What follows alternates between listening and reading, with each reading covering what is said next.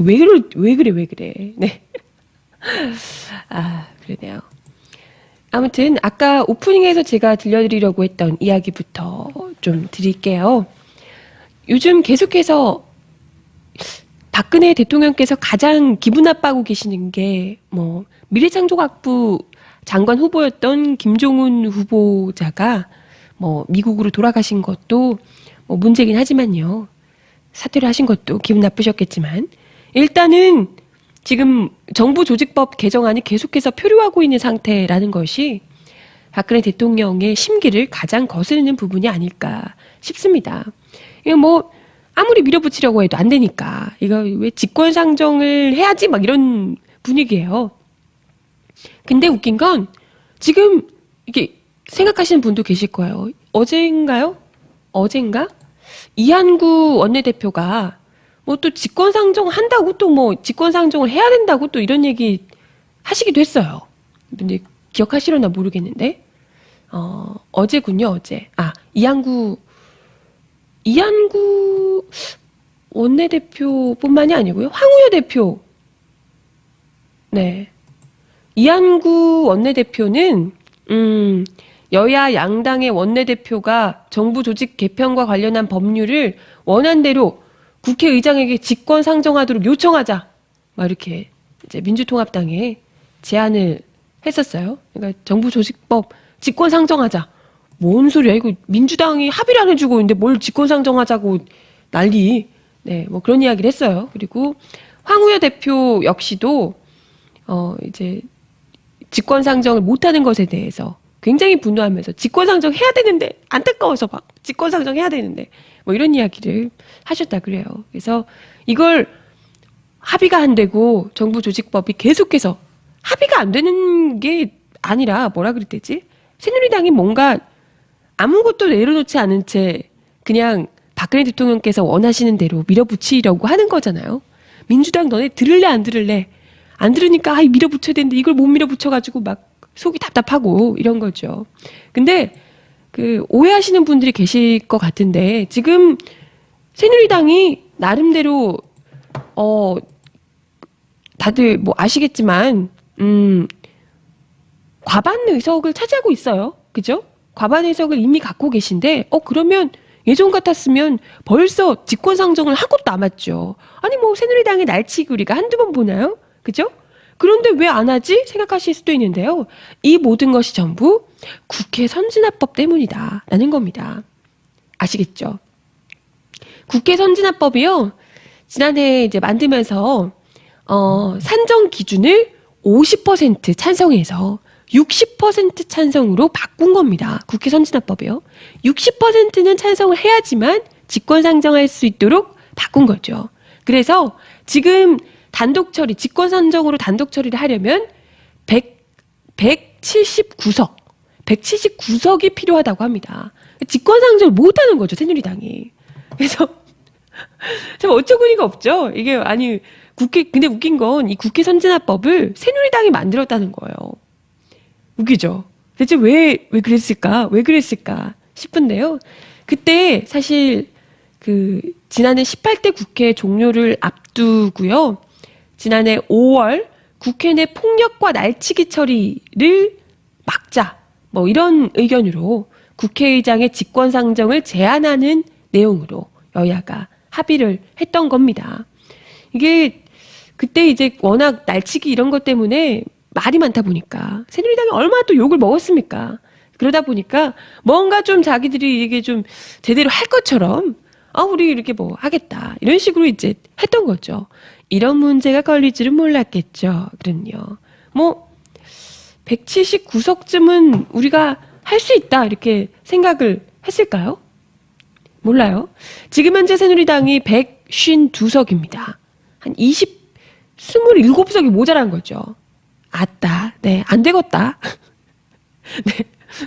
그래서요, 이게, 조선일보의 오늘 기사 제목이 참 웃깁니다. 국회 선진화법 주도해놓고 그 덫에 걸린 새누리. 아주 적절하네요. 예. 제 덫에 제가 걸렸다. 이런 이야기인데요.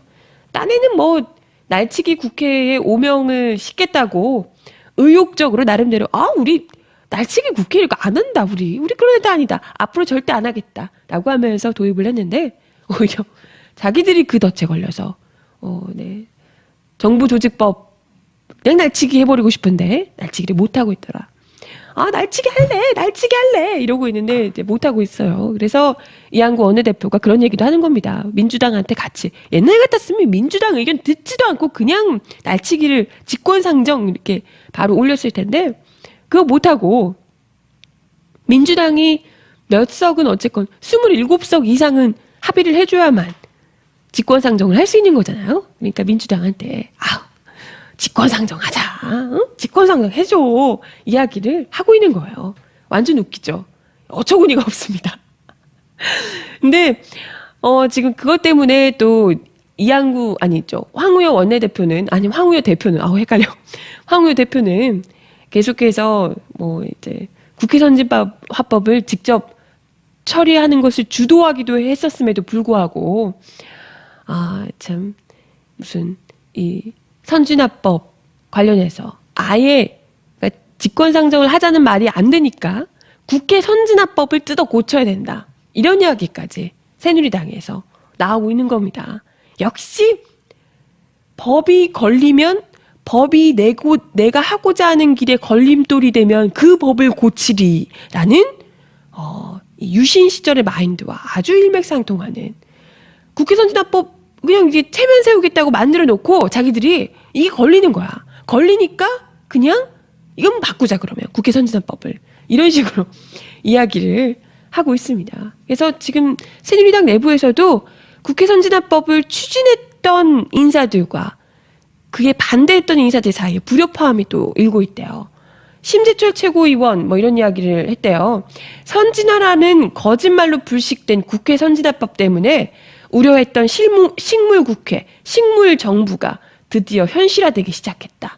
소수파의 발목 잡기를 제도적으로 보장하는 소수파 발목 잡기법이다. 이렇게 이야기를 했다고 합니다.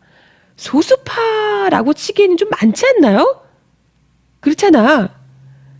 100석 이상인데 소수파라고 하기에는 좀 부끄럽지 않아요? 새누리당? 그리고요, 이걸 만약에, 솔직히 90% 이상 해야 된다 이러면 소수파가 발목 잡는 거다라고 할 수 있겠지만 60% 가지고 그러면 새누리당이 그만큼 설득력이 없는 거죠. 그걸 아셔야지. 무능력한 거예요. 60%도 설득을 못하면. 그런 거 아니겠어요? 아니 70%쯤 되는 저는 솔직히 70%쯤 돼야 된다고 봅니다.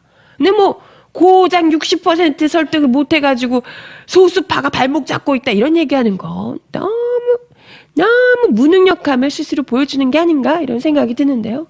아무튼 작년에 국회 선진화법 통과할 때 진두지휘하셨던 황우여 대표께서 결자 해지를 하셔야 된다 이런 이야기를 하고 있다고 합니다. 결자 해지 하고 싶겠죠. 황우여 대표도 지금 상황이 이렇게 됐으니까 얼마나 결자 해지 하고 싶겠습니까? 하지만 결자 해지를 하려고 법을 뜯어 고치려고 해도 민주당의 합의 없이는 선진화법을 고칠 수 없다는 거? 어떡하지? 네. 아주 그냥 자기들 덫에 제대로 걸렸네요.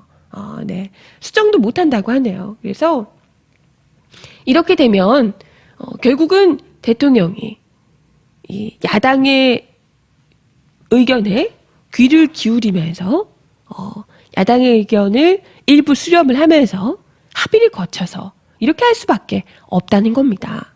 어떡하지? 우리가 참 의도한 것과 달리 그죠? 어쩔 수 없이 야당의 의견을 수렴할 수밖에 없겠네요. 아니면 정말 대통령 마음대로 아예 법을 전체 다 뜯어 고치는 거? 이래서 제2유신이 오는 건가요? 그런 것밖에 없는 건가? 네. 그럴 수도 있다는 거죠. 네. 어찌됐건, 계속해서 새누리당에서는 이 모든 것이 야당 때문이다. 대통령께서도 국회 선진화법 때문이다. 이렇게 이야기를 하면서 특히 조중동 난리 났더라고요. 보셨어요? 조중동이 아주, 이거 지금 국회 선진화법 지금 이거 괜히 새누리당에서 이거 엄하게 이거 해가지고 지금 이 난리잖아. 이거 너네 어떡할 거야? 이런 이야기를 하면서 박근혜 대통령 리더십이 필요하다. 이런 이야기를 하고 있다고 하네요. 뭐야? 어쩌라고 리더십을 얘기하는 거야? 리더십 뭐지? 밀어붙여 이런 얘기인가? 대통령께서 박정희 때 그 리더십처럼 리더십을 밀어붙여 이런 얘기인가요? 박근혜 대통령의 색다른 리더십이 필요하다. 이런 이야기를 하고 있다고 하네요. 어쩌려고? 뭐지? 리더십이 관건이다. 이렇게 이야기를 하고 있다고 하네요. 네. 뭐 중요한 건요. 지금 어쨌건 제도적으로 국회 선진화법 때문에 직권상정을 못하는 상황을 만들어놨고 참 우리 국민들이 총선에서 우리가 전내 만회하면서 가슴 아파했잖아요. 그래도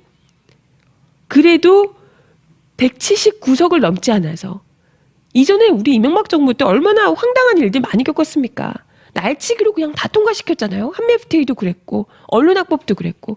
근데 그나마 지금 국회 선진화법 때문에 직권상정을 못하도록 지금 만들어놔서 이렇게 독선적으로 새누리당이 국회를 마구잡이로 그냥 끌고 나가지 못하도록 우리가 이제 하나의 브레이크 제동장치를 만들어 놓은 거죠.